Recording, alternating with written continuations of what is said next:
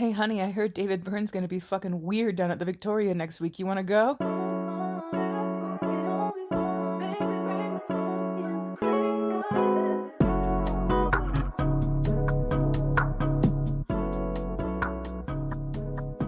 Hello and welcome to another episode of Cheap Smut. My name is Katie Mizell. And my name is Carl Mizell. And this is a podcast that definitely does have a zombie apocalypse plan. How are you, baby? Get up the stairs, then destroy the stairs, tight clothes, no ponytails. I'm good. How are you? I am very good. We have a whole commune planned. People are coming. Yep. If that can happen. They have jobs already assigned to them. Yep. And remember, baseball bats never run out of ammo. That's absolutely correct. How are you? I am so good, thank you. I got this dog in my lap. He's a sweetie. I just put our children to bed. Our son has informed me that what we see in mirrors is our souls. Oh. Yeah. Thanks for that, creepy guy. Yeah. Well, the conversation started with him saying, wouldn't it be cool if mirrors also reflected in his 6-year-old way, he was not this articulate about it. If mirrors reflected our voices back to us as well, but you wouldn't hear two of them, you would just hear it amplified times 2. Okay. And then he told me that what you see in a mirror is the mirror can pulls out your soul and shows you your soul, which is fucking me up. I know, right? Because of that weird dream that I had the other day that I told you about. Yeah, I forgot about that. Yeah. I had this dream that I walked into a bathroom. So imagine like a rectangle bathroom, like it's a little bit longer than it is wide. There's a mirror on the narrow wall and a mirror on the long wall. And I dreamt that I walked into the bathroom and I could see my reflection in both mirrors. And then I turned to close the door, but when I turned back, I did not see my reflection in the mirror on the narrow wall, but I saw my reflection on the wider wall. And after like a second and a half, that reflection broke character and looked at me and said, "Run." And then the door closed and I woke up. Mm-hmm. So now I'm like, was that my soul fucking escaping? Or telling you to run. Yeah. Who knows? But man, it's fucked up. Yeah, it is. Thanks, kid. But hey, we're back. Yeah, we are. After a nice week off. Yeah, we took an impromptu week off. Thank you, everybody, for the kind words of support. Because I was the one who was like, you know what, man, I am fucking fried. Yeah. And just could not. The idea of doing an episode last week on top of everything else was it was too much. But that is the beauty of being a 2-person company. Yeah. So to speak. Yeah. We can just choose to not do it that week. Yeah. And realistically, I could unilaterally decide to not do the show ever. Mm-hmm. I would. It would cause problems in our marriage, but you could decide to do that. I never would do that, obviously. But so thank you for the support as well, and thank you for all the listeners who were like, "Nah, man, take a break. It's cool. We got you. We'll see you next week." Although I did have a listener on Instagram today tell me that we have to continue to make this show forever. Oh, because they love it. How sweet! It's very nice of them. Well, you know what? It's you say that, but you don't want to hear octogenarians. Oh yeah, talking about. You imagine this podcast in 40 years? Try to picture that future. I can't. I'm not just gonna be do me that. going, no. Huh? What? Speak up, honey. He put what where? How many dicks does this one have?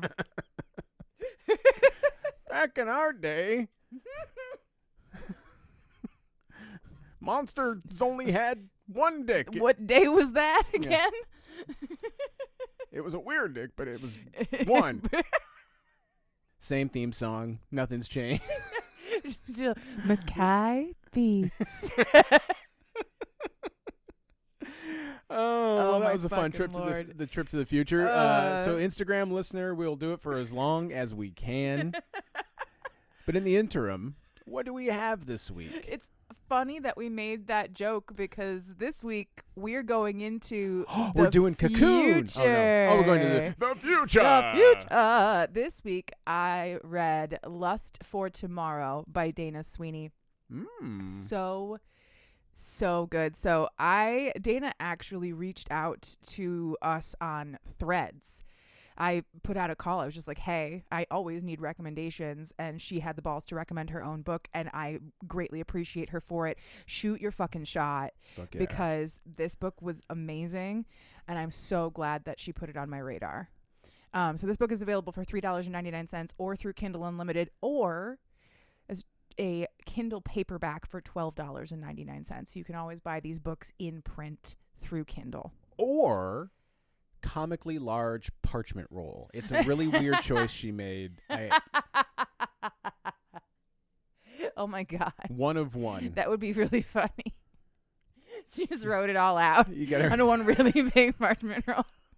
Her carpal tunnel's so bad now. You guys, it's you got to see it though. It's like that one of one Wu-Tang Clan album. Oh my Lord. How but smutty. Your mind, the places your brain just goes for reasons. If it's any consolation, I'm now thinking of Martin Shkreli because he bought that Wu-Tang Clan album. So, I'm the loser here. Yeah, well, yeah, because now you have to think of that guy. But now I have to think of that. Now they have to think of that guy. Let's think of something else. But here's the thing. They'll forget it in 3 seconds. They'll be like, who? Oh, that one farmer. Oh, that guy that went to jail? Oh, fuck that guy. Yeah, fuck that guy. Doo-doo-doo. He looked like a weasel. But not me. I'm not in jail. I'm not in jail, but I got that OCD. So here we go. It's going to be at least a week of thinking about Martin Shkreli. Anyway. Yeah, you and your brain jail. Let's hear it. All right, so let's start. For this week's triggers, we have, so this is straight from Dana's website. Lust for Tomorrow is a dystopian sci-fi romance. There is a zombie apocalypse underway, so there will be some discussion of loss and danger. Themes of inequality and inequity, reproductive rights, ableism, gender equality, and LGBTQ plus equality are also in this book. So yeah, we are full zombie apocalypse and everything you would expect to go with that. So there are guns, there is violence, there is gore, there are scary things. And there's just boning in the face of your mortal doom. Exactly. There's boning or you cry, basically. Right. So for our sex content, we have dominant submissive dynamics, oral sex, vaginal sex, anal sex, fisting, sharing and double penetration, and mild sequences of bondage and dominance. Wait. Fisting. Yeah. All this other stuff. Yeah. But no, all that other stuff, but bondage gets mild. Yeah. Everything else. Well, it's mild BDSM sequences is what it says. But everything else just to the max. Yeah. But the pretty bondage, much. It was pretty mild. Okay, all right. Fuck. I am but a guest in this world. So if you're like, no, that makes sense. No, it does. Okay, yeah, it does. And then for our tropes, we have power dom and sudden submission, masked man, anonymous lover, military romance, dystopian future, and hurt comfort. Oh, military romance. Yeah, this is the only type of military romance I'll probably ever read. It's fine. I've seen a few. None of them ended good. Nah. You're talking about actual romances in the military. Yes. Oh, that's totally different. Yeah. And I'm using the term romance as loosely as you possibly can. No, you're talking about military marriages. Yeah. Not the same thing. Not romance. Not always. That is not to say that you cannot be married in the military. I'm talking about specifically relationships between two soldiers. And maybe it's just personal anecdotal experience, but they never ended well. That is not to say that if you are in such a relationship that it is not going well. I'm just saying. And I speak. He's just saying if you are in the military, you've seen it. You've seen it. You know what it is, and you know if you're in it. Exactly. But now we have a similar experience in that we met during a theater production. We met during a show, and had what could have been called a showmance. Which is a frequently tossed around term for two people that meet during a show, fool around and or date during the show, and then break up not long after the show. Yes. And people thought that we were going to be the showmance for the show that we were in, and here we are almost 16 years later. Oh, yeah. Yeah. We I found mean, out. it's not it wasn't 16 years of sunshine and fucking roses, but No. it's been 16 years and look at us. But we found out after the fact that people were like taking bets. Taking bets. Yeah. I was like, you should have fucking let us in on that. You could have like taken the breakup or whatever, and then we just got back together and split the money or something. Oh, we could have. We were so broke back then. That's what I'm saying. Come on, guys. Gamed the system, but no, instead I had to sell our shit. Seriously, we did have to sell our shit. God damn. Anyway, we don't have to sell our shit now. No, now we have to talk about this book. Let's do it. Let's do this. Okay, so start with a little bit of background. About a year ago, the world ended. Bummer. This is the not too distant future. The year 2000. Exactly. Next Sunday, AD, whichever you prefer. Ooh. And that's why I married her, folks. Yes. The zombie apocalypse has occurred. Things fell apart pretty fast. The virus spread and evolved, and humanity fell pretty fucking quickly. Though the timelines are never really established. It is happening. It has happened. We don't get a lot of information about that. We're just dealing with the realities of what's happening now. I like it that way. Yes, I like it that way too. So everything basically fell to shit except for the city of Illustrious. I wanted to stop you real quick because I wanted to say something that I think you might agree with, and I'm curious. I don't like apocalypse stories, like zombie apocalypse stories that aren't about I like it when they just start. Oh yeah. Unless it's about like the thing happening. Mm-hmm. Yeah. I don't want to see that. I actually, not to digress further, that's one of the things I loved about the book that I'm constantly raving about, Love, Laugh, Lich by Kate Pryor. It's set in a world post like the pits of hell opening and hell and like demons ascending in, but it just continued on. Yep. And you don't get any more information than that. And every day after work, people walk out into the miasma, and it's just part of life now. Yes, I loved that. That is the best. A, because it lets you fill in the blanks, and B, as a creator, as a writer, it gives you the opportunity to like down the line. Oh yeah, just do more weird shit. A, do more weird shit, but then B, you could maybe tell a fun like prequel or like in a sequel reference, like start throwing breadcrumbs out. But anyway, Illustrious. Illustrious. Illustrious. Yep. Illustrious was this like rich people paradise, walled off city, full city, sustainable, high class, insulated, no crime, no cars, no commoners who don't work for you. Like they had their own factories, their own farms, their own power grid, everything. This place was a fully functioning city and also a resort destination for people who wanted to come and like get a little taste of it. And this was prior to this is prior to the apocalypse. Yeah, sorry. So prior to the apocalypse. I just want to make sure this wasn't like the only city still standing. Well, it is. Oh, but okay, I'm giving you the history of it now. Gotcha. Thank you. Yeah. So now that the apocalypse has happened, Illustrious has rebranded itself as the Stronghold, the last bastion of humanity. As far as anybody knows, this place is it. It is fully walled off, and like I said, they had their own power grid, their own water plant, their own hospitals, their own everything. Their own Cirillas. It was really weird. Probably. It was full of rich people. They had all sorts of weird sex shit in there, I'm sure of it. But when people started showing up, asking for help, they became the last stronghold of humanity, and they completely rebranded themselves. I was just going to say, you got to rebrand. You got to pivot. Yeah. So the Stronghold is a private organization. They have all this advanced technology and all of these facilities, and they have like an advanced military with weapons and stuff, but a lot of that is because actual capable people started showing up here after the world started ending, and they took those people in. The rich elites who lived in Illustrious before the fall still live there.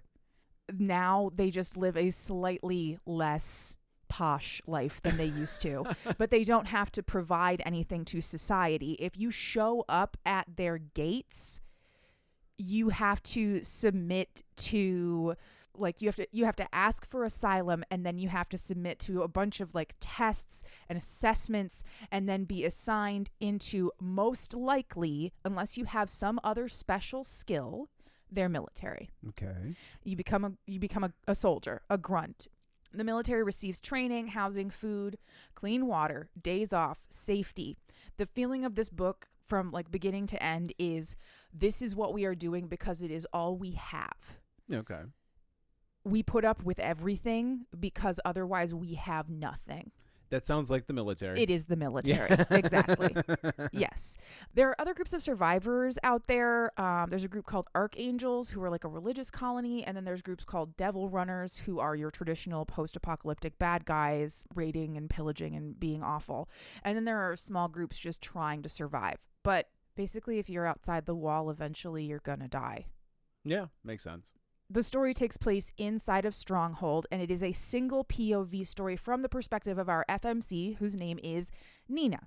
Nina was a 20-something former graphic designer who made her way from Seattle to Stronghold, which was a 9-day journey on foot with a group of people that they sort of collected along the way. So it can't be far.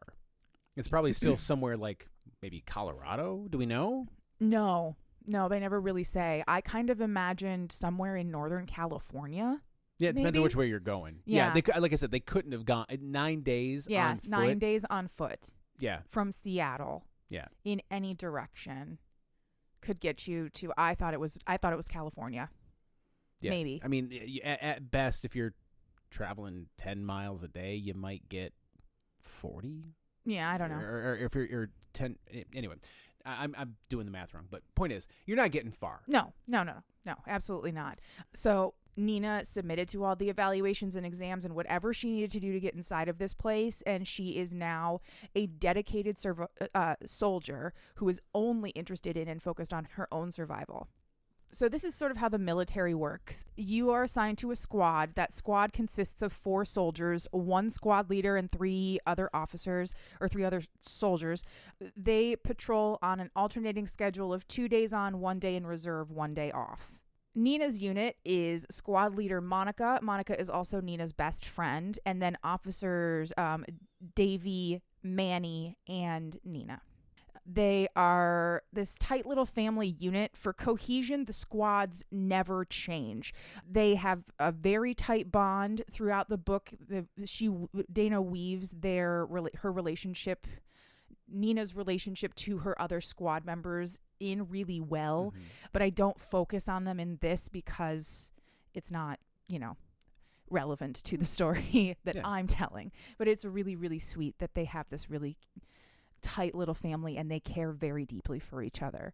Each shift, the squad is also accompanied by a senior special officer called a helmet. They're called a helmet because they wear a helmet. So they're a soldier that's equipped with this special helmet that covers their whole head and face. It's like this futuristic like motorcycle faceplate helmet. Mm-hmm. Inside the helmet, there is a constant heads-up display that allows them to see in any conditions and is essentially giving them enhanced vision and hearing, mm-hmm. and a bunch of other information that they need, including being able to, Stronghold has spies out in Devil Runner camps. The helmets can see the spies, so they know not to kill them.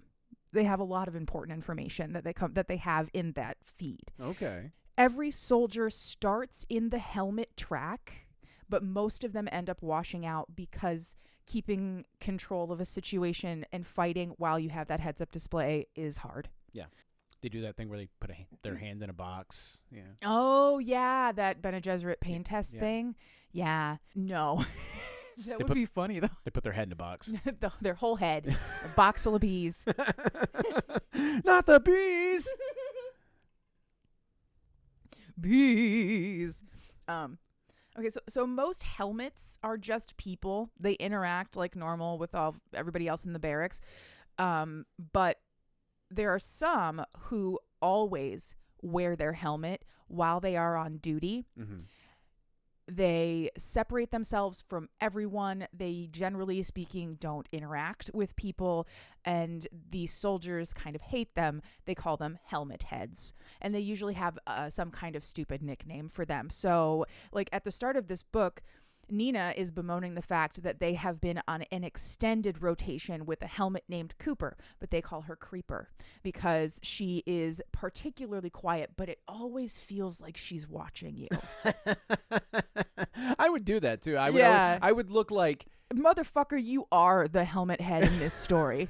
oh, cool. I swear to Christ, you are this guy. Oh, neat. But anyway, all military personnel live in a converted luxury hotel, and all they really did was make it so that everybody had a single room. However, they had to do that, but they didn't change out the furnishing or the bedding or any of that. So they have this incredibly posh living situation. Yeah. But they're all soldiers in a paramilitary operation out fighting zombies every day. And Nina thinks that's funny, and I think that's funny. I had to sleep in a hole in the ground. Yeah, you did have to sleep in a hole in the ground. They get 1,000 count yeah, they do. sheets on their beds. Oh, you poor baby. You had to dig your own hole to shit in. I did. You did. I had to shit in a big hole across from somebody else shitting in a big hole. Not the same hole you slept in. Not the same hole I slept in. No, you dig your shitting hole way far away from your sleeping hole. As far as you think you can hold it if you have to really go. Oh my Lord. Minimum 50 feet. So the only other major difference that they made to this hotel is the same thing they did to the entire city. They bricked over all the windows. So there's no light at night. Obviously, you can't be attracting people. But that also means that it is pitch black at night. They operate on like a system that makes the lights go on and off. During the day, the rooms are all lit with like a natural sunlight, and the hallways are all lit with this dim red glow, which is such a vibe when you add it to like the not too distant future paramilitary sci-fi like shiny faceplate. I love it. I just love it. Yep, and then the whole time the Blade Runner soundtrack is just being piped into the halls. Yes, it is. Vangelis just playing all the time. This place is basically a dorm. It is the barracks. It's basically a dorm, especially because everybody in it is fucking. Oh, of course. Of course. These are a bunch of adults all living together in a big hotel after the apocalypse, and they're being encouraged to have sex, to let off steam. You're not supposed to have sex within your own squad, but anybody else is fair game, so that everybody's fucking all the time, except Nina. Nina's not into that. Nina doesn't want anything to do with emotional attachments or relationships because they are dangerous. They make you vulnerable, and she is in survival mode. So she's not doing that shit. Yeah. You don't have to have emotions in fucking. I'm just saying, Nina. You don't. You really don't, but she's not getting involved. No, it's all right. Fair. At all. Live your truth. At the beginning of the book, Nina is talking to Monica about an upcoming mixer that they are definitely not required to attend, and the general hookup culture in the barracks and how those two things are going to mesh together. Everybody's going to have extra booze in them, and they're all going to get laid. Monica, however, is very much looking forward to this mixer because she is hoping to have an opportunity to have sex with one of the normal helmets. His name is Dimitri, and he is cocky and sexy, and he is fucking his way through the barracks, and she just wants to get in line. Yeah. And Nina thinks that is ridiculous. But she's still going to this mixer because, again, she definitely doesn't have to. And they definitely aren't paying attention to who isn't going. Mm-hmm. You keep saying that like they are. Well, that's the vibe. Okay. They talk about it the whole time, like whether or not their attendance is mandatory and whether or not their lack of attendance would be noted in some way. It's all very like sort of shady. They're not sure why they're even holding these events in the first place. Although Nina has a theory that they are designed to encourage coupling, marriage, and procreation. Oh, yeah. 100%. Absolutely. Otherwise, there would be comically large bowls of condoms everywhere, like the Olympic Village. Well, no. So they have future tech implants. They're all sterile. Oh, Their implants. But then how can they be getting pregnant? When they get, so if you decide to start a relationship, you get married, they turn your implant off and you are expected to start popping out babies immediately. Gotcha. That is sort of the dark underbelly of the stronghold situation. Military is a lifelong service unless you are a woman, and then you have the opportunity to marry out and start making babies for the future of humanity. And it's really focused on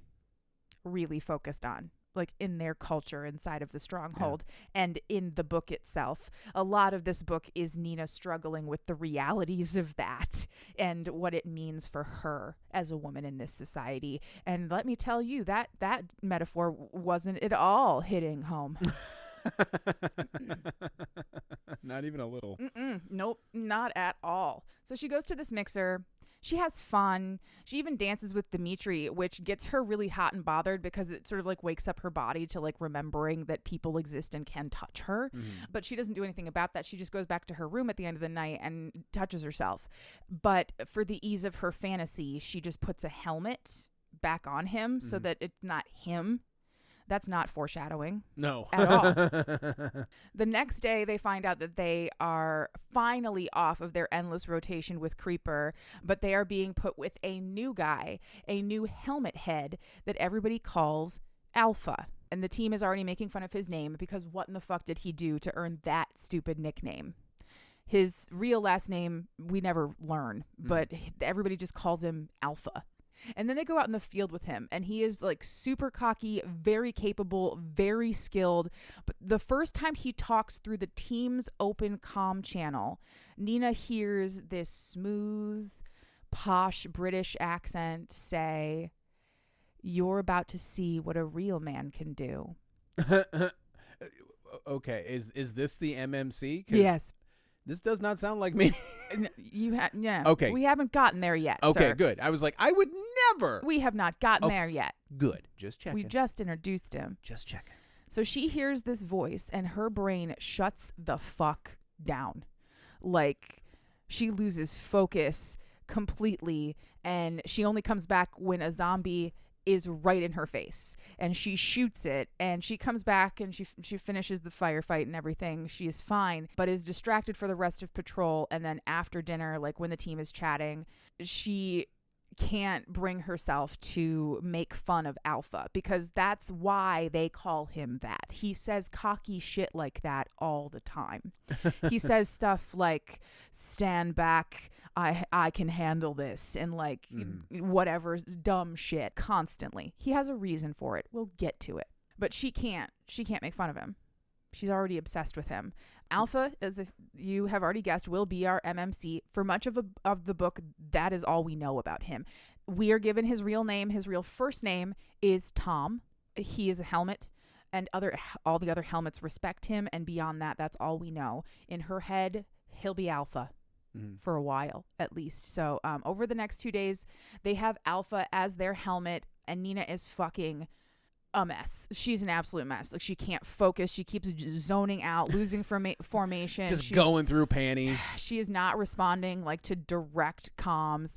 Every time Alpha speaks, she is shaking in her boots. She is wet in her panties. The voice just fucking does it for her. And the fact that he is also an incredibly capable soldier on top of that. Everything about him is just doing it for her. She considers that she could just go have sex with someone else, but she's like, no, that's not gonna do the trick. It needs to be this guy. So her friends have noticed that she is acting out of character and a little too like weird. And so Monica confronts her one evening and is like, I don't know what is going on with you, but you need to get it the fuck together or you will get us killed. Like, this is life or death shit now. So after dinner that evening, She keeps track of Alpha in the dining hall and follows him when he leaves. I mean, just every time he passes, she's just peeking her head out of somewhere more silly. There's a suit of armor. Suit of armor. Lifts up the eye cover. Why? Why is there a suit of armor in the cafeteria? Exactly. I love it. It's so good. Because it was a paintings with holes in the eyes. Yep. Because it was a bunch of rich, posh assholes. Yeah, absolutely. So she follows him discreetly, but he obviously knows that she is following him because he has that helmet on. Right. And when he gets to his door, he stops and turns around and asks what she wants. And she basically throws herself at him. She says, all I know about you is the voice and the way you fight, and I would beg you to fuck me. All right. So he pulls her into his room, and this immediately goes right into like a BDSM negotiation kind of scene. Alpha is a very obvious dom. He's a power dom. He's all about control. He tells her that if she is here to volunteer herself for his pleasure, she has to be willing to give him absolute control. And she is like, yes, I will do literally anything. This is sudden submission. It's never happened for Nina before. This is a thing that only happens in books, I think, or at least safely only happens in books. Yeah. It is complete and immediate. She would eat glass for this guy. He would never ask her to. That's part of why this works, because he is a good dom, but she would. He puts her in a blindfold so that he can take his helmet off, but still maintain his anonymity in public. And this is part of the thrill of it for her, like the idea that she has no idea who Alpha is in the halls. Because when he is not, like when he's not working, he's just walking around and nobody knows who the fuck he is. He's wearing a uniform like anybody else. He could be anybody. He could be, but I feel like you would at least have an idea of who they, like the helmets as a collective were. Mm-hmm.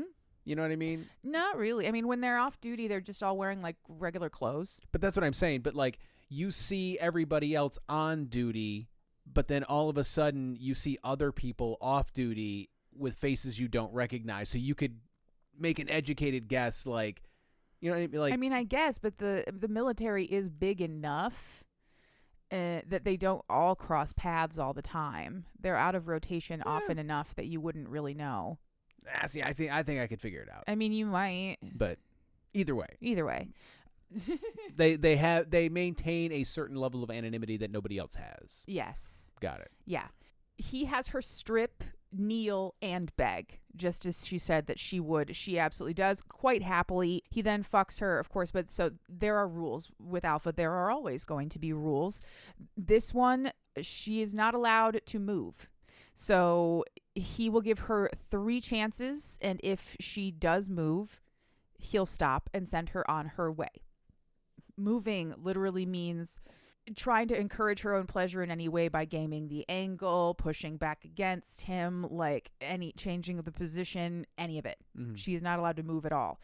He fucks her. It is absolutely fantastic. This was a great scene. The sex itself was relatively simple, but it's about the act of control and the dom talk. That's what this was really about, and her first time being dominated. Her body moves involuntarily once, and he stops. Twice, and he stops again and threatens to leave or have her leave. This is all like part of the game. He would never actually do this, but the thrill of it is not knowing. If you move again, you will leave and I will jerk off. It will be fine. Mm-hmm. All will be well. All will be well. All will be well. But instead, he just like shackles her with his body so she can't move a third time, so he doesn't have to make good on that promise. Okay. So maybe he won't just be okay with jerking. No. When they finish, he cleans her up, he helps her get dressed, and he takes her to the door, and he tells her that the blindfold will be waiting at the door for her the next time. And she's like, next time? No, thank you. This was a one and done. I'm getting you out of my system, and I shan't be participating in any more of this. Thank you so much. And she fights the urge to see him again for a month. She spends time with her friends. Monica and Davy check in on her in their own ways to make sure that she is okay. Everybody has seen that she is in a better place. After such a horrible week, they're happy that she is in a better place. That evening, she tells Monica that she got laid. Or one evening, she tells Monica that she got laid, and that's why she is feeling better. But she doesn't want to talk about it because she's private. She's just a private person. She doesn't want to. Okay. Yeah. Split the difference. Be like, here's what I'm willing to tell you. Yeah. I got laid. I feel better. You were right. Yeah. It's like those Snickers commercials. You just needed to get get a little dick. You're not you when you're horny. Yeah. Here, have some dick. Yeah. Or, vagina or puss or whatever. Or whatever you're into. Yeah. Have some. Yeah. Because you're not you when you're horny. Yep. Yeah.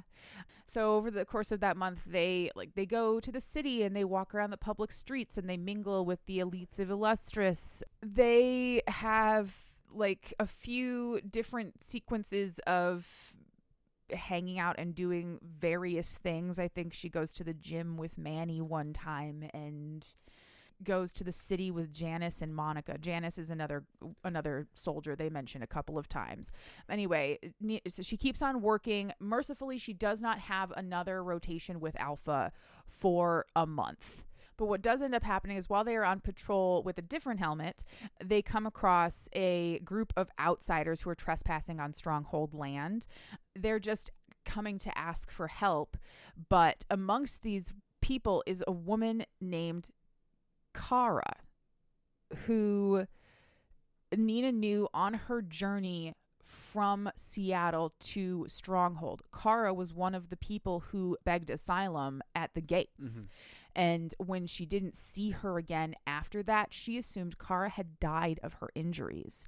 They were told she didn't make it. But what they actually meant was she didn't make it through the evaluation process and they kicked her back out again. Oh, Jesus. Over time, we learned that the reason that Kara and others have been turned away during the evaluations is because they are part of the LGBTQ plus community and have disclosed this during their evaluations. And if you are not breed stock, you're not welcome, apparently. It's gross. Nina and many of her colleagues discuss this over the course of the book. They are all disgusted by it, but again, they are powerless. Yeah. It's this or nothing. So what are they going to do?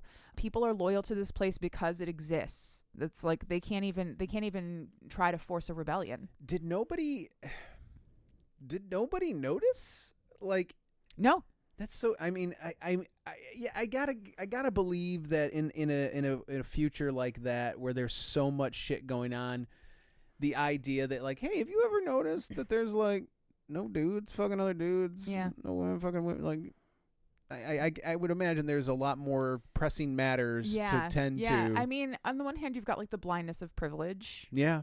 And on the other hand, at one point, she talks to one of her squad mates as bi. And he says that he just didn't disclose at the time of intake.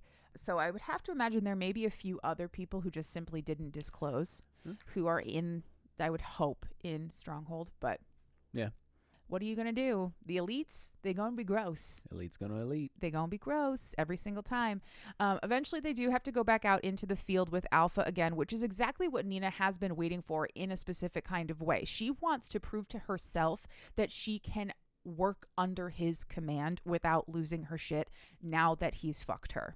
And she does. She actually finds out she wants to impress him. She's doing better because he's out there with her. So maybe a relationship actually has the potential to enhance her life in some ways rather than just be dangerous. After the patrol, she subtly kneels in front of him to tie her shoe and looks up at him, and he gives her the slightest nod, and that's how he tells her to come to his room after dinner that night. That's fucking cool. I like that. Yeah. She comes immediately after dinner, gets herself dressed up in something nice and walks to his door and immediately closes her eyes because she's a good girl and she knows she's not supposed to see him. He puts the blindfold on her and he is not happy. She made him wait. He thought she was going to come back the next night. She's been gone for a month and he is pissed. She explains that it was her, not him. She was afraid, but not of him. She's afraid of her feelings, etc. And he does forgive her, but he's going to have to punish her for this, he tells her. And so since she came begging to be used tonight, she is just going to be used. He's going to fuck her throat. Well, first what he does is... Oh, wait, no. Sorry, wrong scene. There's just so much fucking There's in just this book. so much fucking. This is a high heat book. There are so many sex scenes in this book that eventually I was like, and then there's this one, and then there's this one. They were all good though. I'm not complaining. So he's decided that he is going to use her for his pleasure. No more Mr. Nice Guy. There is a frottage scene. He fucks between her thighs just enough to like tease her clit, but once that becomes too pleasurable, he fucks her tits instead and comes on her face. He spends a really long time like teasing her and edging her, tormenting her in like a very specific dommy way. He's talking to her about how he's just going to keep doing this, and he knows that she'll never tell him to stop no matter how miserable she is, because this could be the last time, and if it's the last time, well, she'll never ask him to stop. And eventually she is so overwhelmed by all of this, like the edging, the dope, the chemicals in her brain, what he is saying to her. She is now she's not feeling loved anymore. She's just feeling punished, and she starts crying, and he's suddenly like, come right now. And he just like yanks an orgasm out of her and is apologizing profusely, like, I'm so sorry, that was a game, but only I was playing that game. You didn't know what was going on. I'm so sorry. And she accepts his apology immediately, like no questions asked. It was a decent thing to do. Yeah. So he fucks her again, but it is the catharsis that they both need, but it is much more emotional and satisfying the second time around. The plan is now that she will come and see him every night after dinner. And that she'll leave at the end of the night. Okay. This is also the scene where he starts calling her darling, and he will call her darling from now on. He also claims her as his, which she is delighted by. So this is full on, like, there's a lot of discussion of ownership. She is his. She's his property. The next day is a reserve shift, so she's just sort of left sitting with her thoughts. She can't stop thinking about Kara. She talks to Monica, who's like, well, you could take it to command. It probably won't get you anywhere, but you could go. Mm-hmm. So she goes up and speaks with a Commander Maxwell, who feeds her the company line of like, this is a very exclusive club, and just be happy you're here and don't worry about it. Your friend is doomed.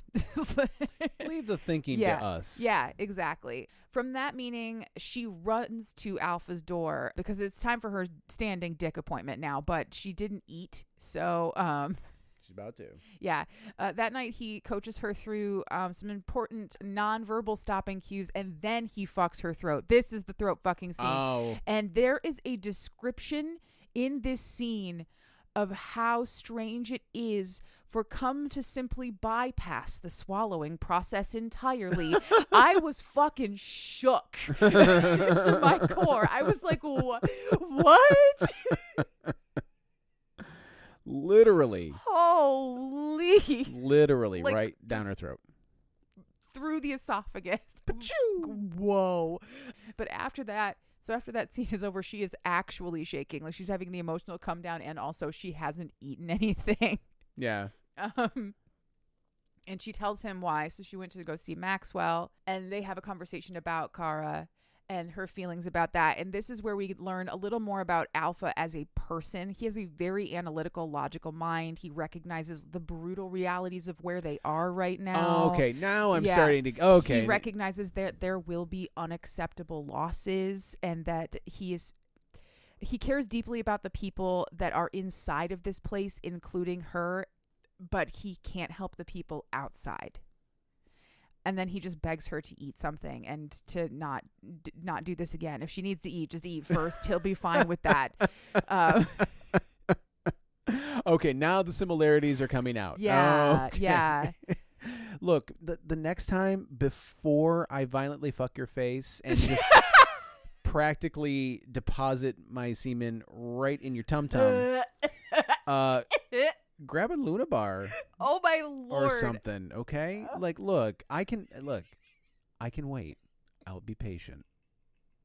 I promise. Please, eat something. So Nina is now having a full-blown affair with a helmet, but she's not telling anyone about it. She manages to like avoid any conversations that are disparaging to Alpha in any way, and nobody knows a thing. I think it'd be funny if she'd be like, okay, I'll show you a picture, and it's a selfie, but it's her and him, and he's still got the helmet on. Yeah, exactly.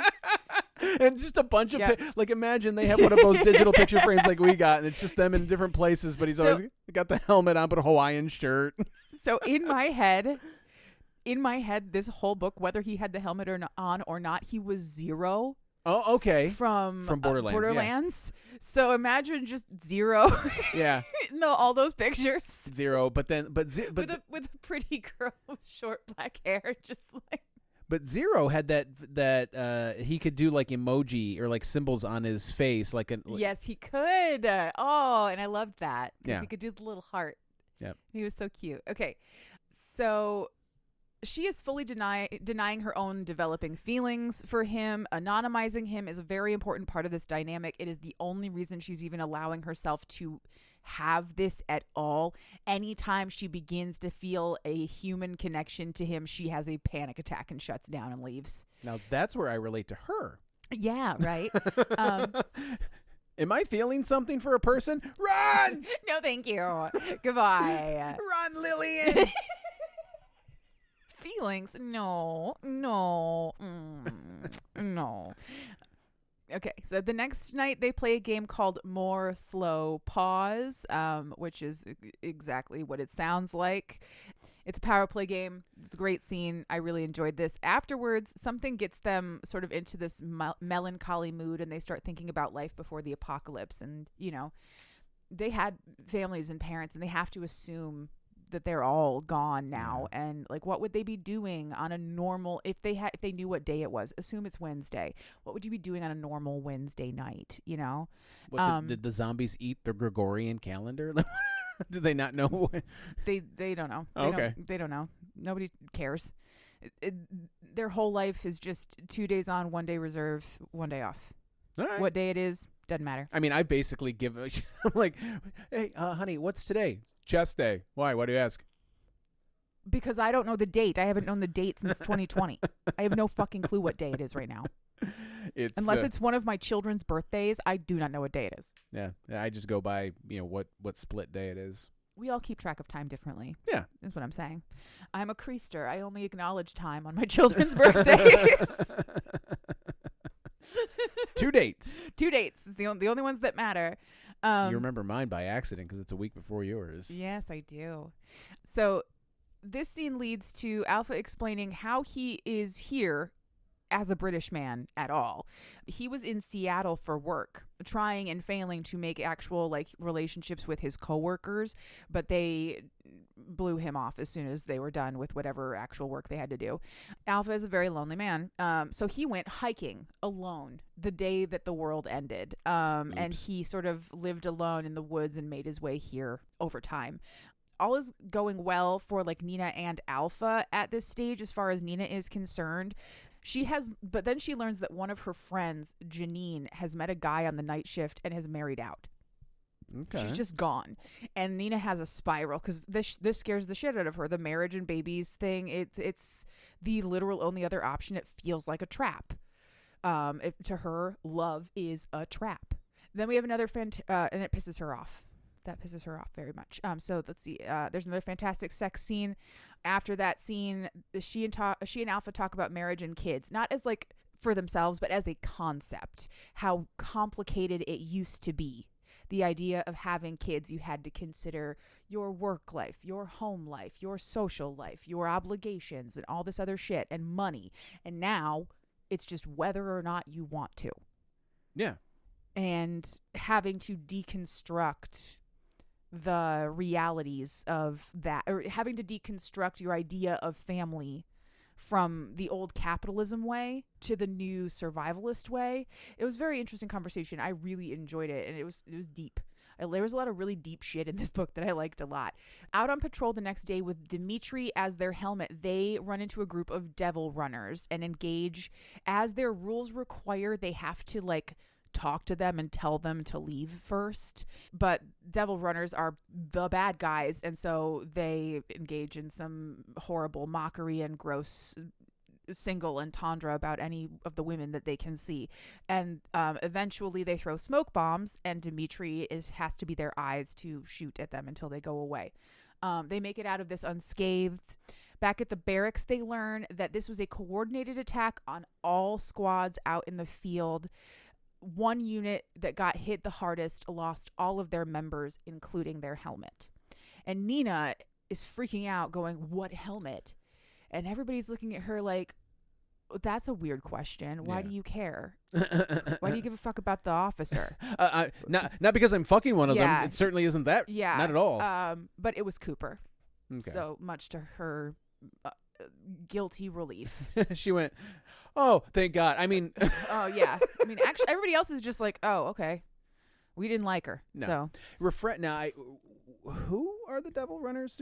They're just roving bands of bad guys. That's what I thought. Yeah. Okay.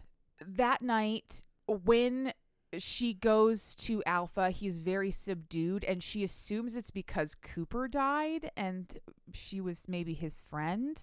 And he's like, "No, I didn't know if you were safe all day. I've been terrified." And that moment shocks her, like realizing that he was worried about her, shocks her so much that she says his actual name. And so that prompts a sudden exchange, like extreme change in behavior. He kisses her. This is the first real kiss that they have ever had. They've been doing the no kissing rule. Yeah, but her blindfold is on. She always wears the blindfold. That's right. But they don't. The no kissing rule has been in place basically the whole time. So he is kissing her. He is like he takes her very roughly, very emotionally, very cathartically. This was a dangerous day, a scary day. And once they are finished, he just says, "So you do know my name," and then he helps her get dressed and walks her out the door immediately. So how does she know his name? She's always known his name. Oh, she's known it since day one. All of the other helmets know his name. They call him Tom. Okay. So when she asked Dimitri, "What do you think of the new guy?" he said, "Tom's all right." Okay. Yeah, I got the impression that he was different. Oh yeah, no, his name is Tom.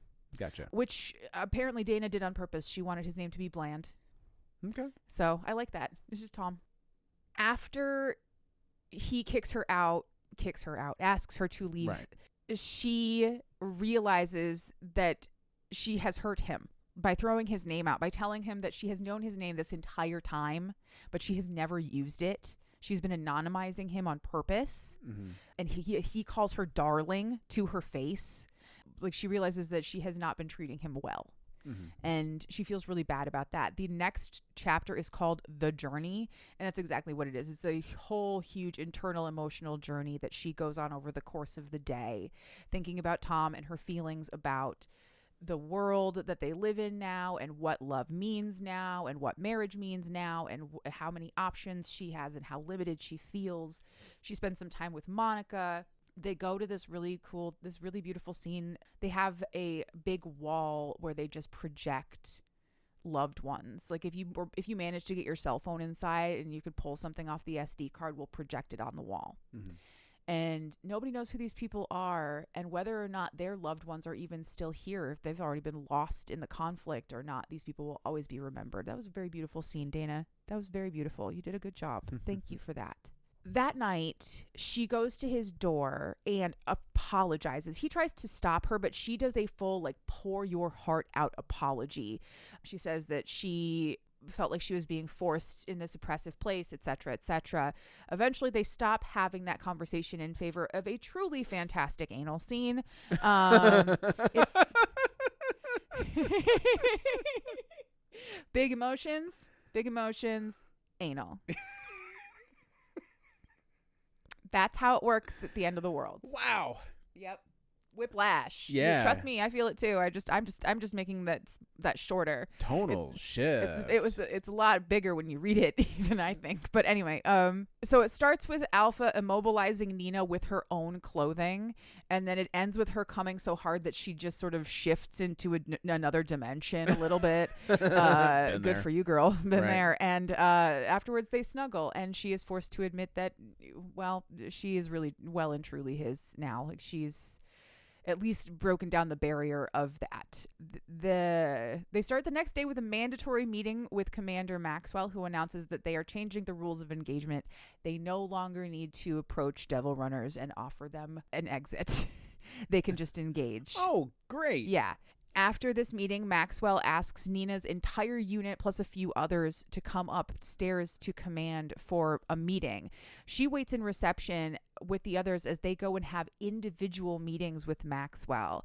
There's a lot of conversation that happens in here with her squad. The family catches up for a little while. When she eventually does have her turn with Maxwell, it's dinner time. So she goes and has dinner with him in his cafeteria, in the fancy cafeteria upstairs, which is just the same as the other cafeteria, but they have two options for protein, you know. Yeah.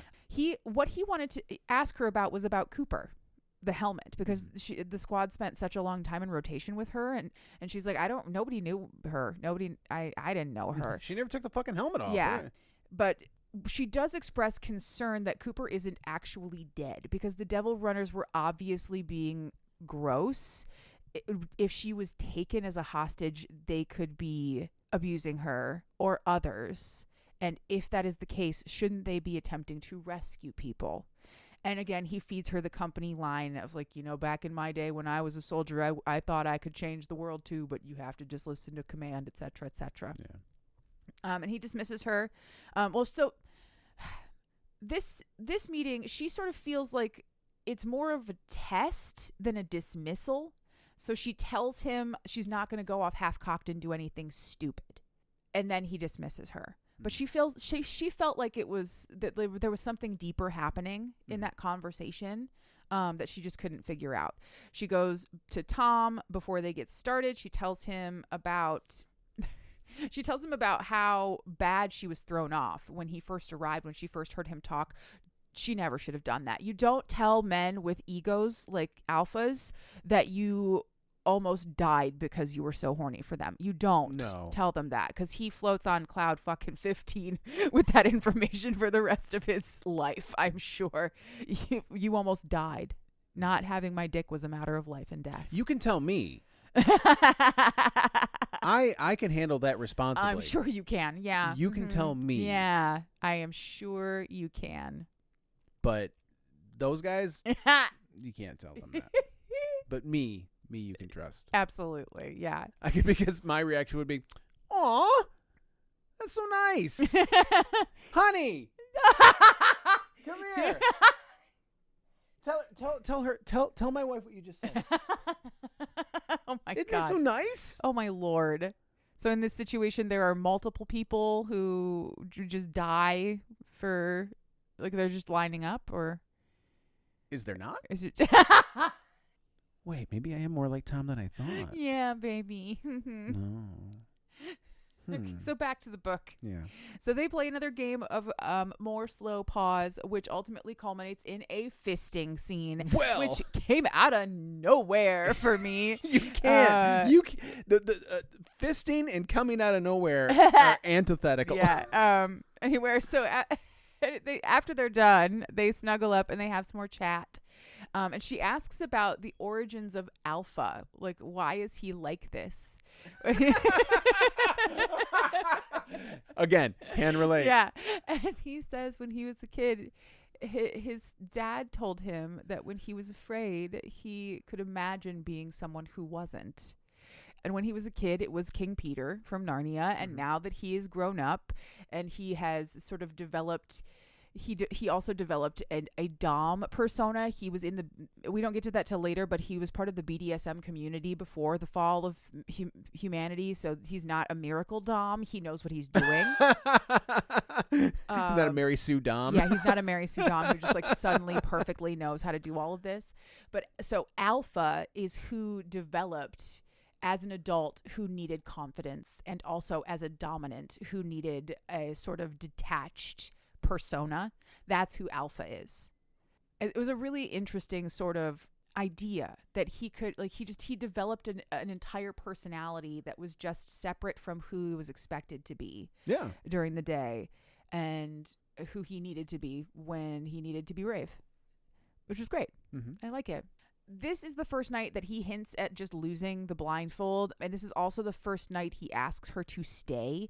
And she can't do either of those things yet. She's still too afraid. So he escorts her out. And when he does, he puts his helmet back on. Ouch. Uh-oh.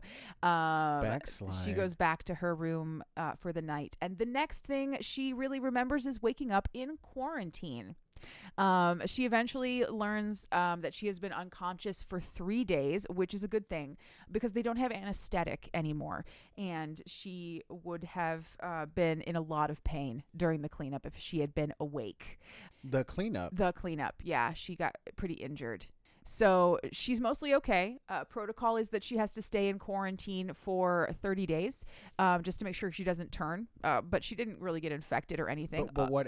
So she so went, okay, over the course of the month, we learned what happened through a series of conversations and flashbacks as she gets her memory back. Okay. So while they were out on patrol, they were overrun by zombies. They called reinforcements. Multiple squads converged. The swarm just kept getting worse. She was holding her own, but she got pushed out of formation and eventually got pushed back to the tree line where she was grabbed by thrashers. I have not mentioned thrashers yet because they haven't been relevant up to this point. Thrashers are... So they are faster than zombies. They are smarter than zombies. They are elevated, brutal predators. They are uninfected humans who prey on other humans. They are obviously not normal, but they also don't test positive for the virus. They can't infect people. They seem to take a sort of glee in terrorizing humans, though, and like hurting them before they kill them and eat them. Thrashers are like your level 2 zombie in a video game, you know? Well, every great zombie video game, like Left 4 Dead, you got your bloaters, your witches, your regular... I mean, you got your different zombie types. Exactly. Like The Last So you've of got Us your does the same zombies and your thrashers Okay. so far in this world.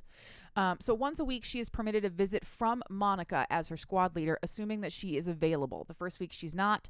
The second week, she is, and she comes in and fills in some gaps. But the first thing she says is, so you're in love with a helmet head. Because everyone who was there for Nina's rescue now knows that Alpha is in love with her. Though Nina is sure that Alpha will spin it for brass, so they won't have to worry about any fallout from that or like paperwork. The people who were on the scene now, like they know for sure. So Monica tells her the rest of the story. So Alpha saw Nina go down before anybody else could. He dove immediately into action, started calling for backup. Alpha, Monica, Davy, and Dimitri are the ones who found her. She was fighting 4 thrashers, and she was doing a good job. She had incapacitated 2 of them. She wasn't going to survive this, but she was holding her own. She was going to take somebody with her. Yeah. Alpha immediately shot 3. They secured the 4th for transport to medical because they've never been able to study one before. So they also brought in the first thrasher ever. And she's the one who did it. Fuck yeah, bitch. He immediately carried her off to the infirmary. And Monica's like, but we could, like, you could tell. He was not fighting for a soldier. He was fighting for the woman that he loved. We get a little more information about the secured thrasher, which was fascinating. It's not important information to the story, but I am hoping that Dana has big plans for this world because I am very interested in where this could be going. Assuming it's going somewhere, I want more information. When she's released from quarantine, she goes immediately to Tom and they have desperate sex about it. But she still keeps her eyes closed, which now makes her feel ashamed, but she is afraid. She's still afraid. In the dark, once the lights go off and it's pitch black, they talk some more about how it went down from his perspective. So he keeps her illegally tagged on his HUD. That's how he knew that she went down so fast. He smoothed everything over with command. Nothing is going to have to change in their relationship in terms of that. And then we get a little more information about his pre-apocalypse. This is where we learn about the BDSM stuff, about him getting involved in the scene. and that he has never had a relationship with a sub. He's always had subs or relationship. And so it is intriguing and compelling to him to have both at once, but he doesn't know how that's going to work out. She says that he really has her now, that she's never going anywhere. She drops the L word. She tells him she loves him. And he says, I absolutely do have you, in an ownership kind of way as well, is the implication there. And what I have, I can share. So the following night, there is a sharing scene. He blindfolds her, but this time it's because of the... Oh, fuck. I skipped a whole important section here. We have to go back. That first night after she comes back from quarantine, she asks to sleep in his bed. And in the morning, they have morning sex, and she sees his face for the first time. Oh, okay. So now he has her. Okay. Because she has seen his face. Okay. So she's never going anywhere. And he says, yes, I do have you, and what I have, I can share. And then the sharing scene happens the next night. Thank you for that. So he blindfolds her, but this time it's because of the thrill of him sharing her with someone she does not know who it is. Mm-hmm. This is a double penetration scene, which was really fun. About halfway through this scene, Tom reveals that the other partner is Dimitri, which is ironic because of the number of times in the book Nina swore she would never have sex with Dimitri because he was the barracks bicycle. And now she is totally fucking this guy, and she is fine with it. Even though, even if he had never told her it was Dimitri, she still would have been fine with it either way. But it was just a little extra dose of irony on top of the threesome Sunday that was this scene. That scene ends. They snuggle up for the night. Pretty immediately after she got out of quarantine, Tom started talking about marriage, just like making hints about marriage. And the last little bit of the book is mostly about Nina's struggle with the decision to do it or not because of the icky feelings of the situation that the stronghold has put her in. They go to another one of those mandatory mixers like there were in the beginning of the book. So that is a signal that 6 months have passed. Over the course of that evening, at her request, they pretend that they don't know each other. They dance with other people. They hang out with other people. At one point, she dances with Dimitri, who is his normal, cocky, flirty self. Flocky self. But while they're dancing, he drops some some truth bombs on her. Like, that man loves you. Stop torturing him about it. And this is me saying this. Yeah, exactly. A guy who got to fuck you. Exactly. He let me fuck you, and I'm going to tell you. I am so cool with casual sex, and I am telling you right now, that man wants to marry you. Do not be a fool. Yeah. Yeah. After the party, Tom proposes to her. Specifically, he proposes to her to get her out of the field. That's what he wants. Mm-hmm. And she is sulky and upset about the fact that is the reason. But he's like, I have something that I love for the very first time. Let me protect it in the only way I know how to protect it, the only way I can protect it. Mm-hmm. So at this point, they decide to get married. They go right to the clerk's office and they get married. It's just paperwork. There's no ceremony. There's no nothing. They make an appointment to turn off their birth control in 5 days. They get a 5-day honeymoon, and then it's baby making time. After that, you are fertile. They go immediately from that to their new apartment. Married couples get an apartment in one of the regular apartment complexes of Illustris. They're now living amongst the regular people of Illustris. He carries her over the threshold, and then they basically have sex for 5 days. Yeah. Yeah. In between exploring their apartment and being delighted to find that they have food. They provided them with enough food that they wouldn't immediately have to go out and buy things. They just have sex about it for 5 days, and it's delightful and wonderful. And Nina's like, well, I guess it could be worse. Like, it really could be a whole lot worse, right? Our last chapter is basically the epilogue. No epilogue in this one. Final chapter, Nina's first day of civilian life. She is asked to come to the Maxwell residence to meet with Mrs. Maxwell, who will be showing her the ropes of civilian wifehood. And they will be having breakfast and a chat. And then in the afternoon, Nina will be going to get her civilian job assignment, an assignment that they are giving her just until she needs to go on her first maternity leave. Of course. Basically, she arrives at the Maxwell's apartment, or Maxwell's house. They live in an actual house. It is lovely. She meets with Mrs. Maxwell, who is a wonderful woman, but immediately apologizes, and Mr. Maxwell walks out from behind the kitchen. This is a surreptitious meeting. He's not supposed to be here. But he needed to talk to her because he has a feeling that she doesn't feel so great about a lot of what's happening in Illustrious either, in the Stronghold either.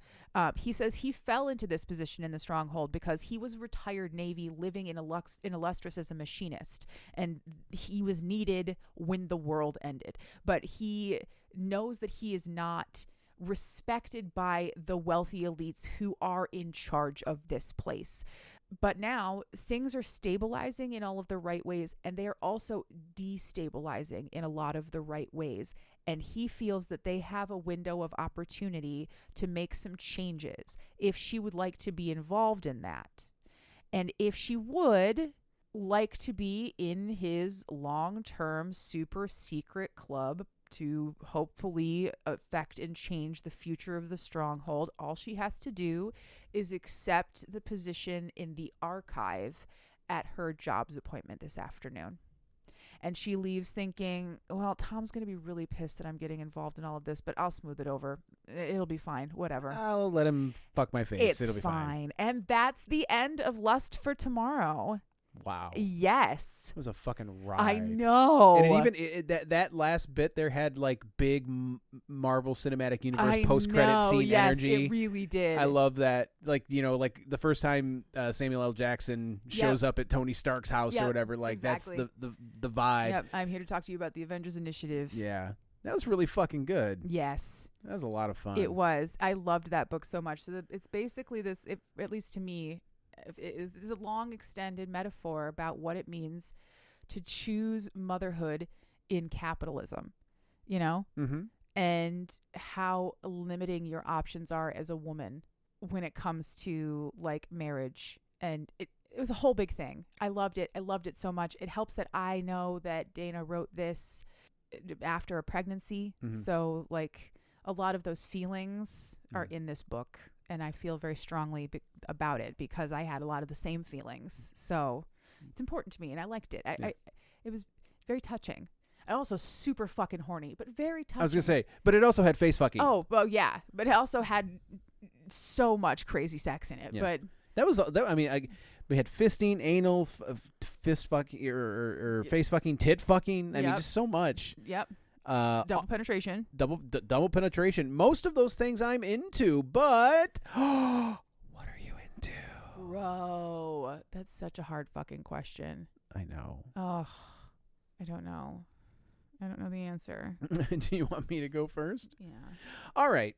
And much like you, I was struggling to answer the question, and I thought of it while we were recording the episode. And usually it's something like a movie or a song or book or video game or something, or maybe an abstract concept. But today I actually wanted to tell you about a thing that I get a lot of value out of, and that I think that you would get some value out of as well. And that is a fine newsletter called The Present Age by the fantastic media critic Parker Malloy. She does fantastic work. It is a daily newsletter. I think it's daily. I believe there's a free version. I pay $5 a month for access to it, but I think I've mentioned it on the show before. One of my big things, capital T things that I care about in modern society is media literacy, especially in this age of media. And I don't think that enough people have a high level of media literacy in terms of like, I mean, shit, how many times, just as a very light example of this, we finally just now got a trailer for the actual Beetlejuice sequel. Yes. But for the last 15 fucking years, oh yeah, there's always been somebody on Facebook going, it's finally happening, and they post some shitty fan-made poster. Yeah. Like, guys, 3 seconds of Googling will tell you that this is fucking fake, right? That is, extend that to like actual news and the way the news is reported. And that is something that she does a fantastic job of highlighting, is especially in the mainstream media, the way that they cover the things that they do and why that should be important to you and what you should look for. And she's just phenomenal at what she does. So I'm going to link that in the show notes. If you have the ability to do so, I would highly recommend that you subscribe to her newsletter, because I believe that you will get a ton of value from it, and you will learn a few things as well. And that's what I'm into. Fantastic. What are you into? I am into a song.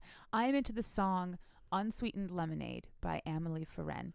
I found this song randomly on TikTok, as I usually find all of my new songs these days. It is the quintessential upbeat song with depressing lyrics. Which is a very much a Katie vibe. Yeah. She hooked me from the moment she said, I'd do anything for $20. I'd sell my sour soul. And I just loved that line. It touched. So this song, to me, it's not about what 35-year-old Katie wants. It's about what 16-year-old Katie wants. And 16-year-old Katie fucking loves this song. And she wants to listen to it on repeat and bop around her room in the ugliest fucking outfit you've ever seen. But she thinks she's so cute in it, and I love her. That is who this song is for, and I love this song. Well, I will link that in the show notes. But before we put this show to bed, what are we reading next week? Next week, I'm so excited that you asked.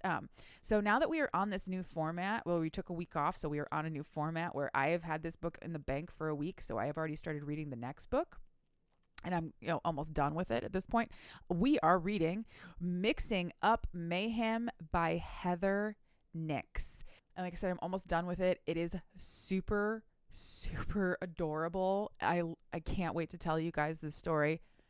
Oh yay. Well, you will have to wait at least a week to tell them that story. Yeah, I will. But in the meantime, you can find us on social media. We are on Instagram, TikTok, and Threads at Cheap Smut. If you would like to send us an email, please do so. cheapsmutpod@gmail.com. Go to the show notes, find our link tree, click on that link.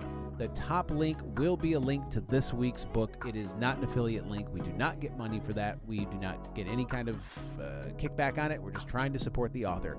If you think that if you're like, hey man, I think these people should get a little bit of money for what they do, you can support us on Patreon. All we ever ask for is $1 a month. And these fine folks do that. Dana Goddard, Stephanie Hawkins, Gemma, Lady Squishy Buns, Tia Esk, Rob Gatika, Angela McNichols, Katie Hurd, Gwendolyn Harper, Seneca O, and Rebecca K. The music that you hear in this and every episode is called Nostalgia by Mackay Beats. You can find it along with thousands, tens of thousands, quite possibly hundreds of thousands of songs free of charge for you to use at the Free Music Archive, freemusicarchive.org. Listener, remember, if there is a book in you, write it. And don't be afraid to shoot your shot if you want me to read it. I will. And then... You missed... You like deviated from the script. I did. And I fucked you up. You did. And then she will come on this show, deviate from the script, fuck me up for your entertainment. The end. Goodbye.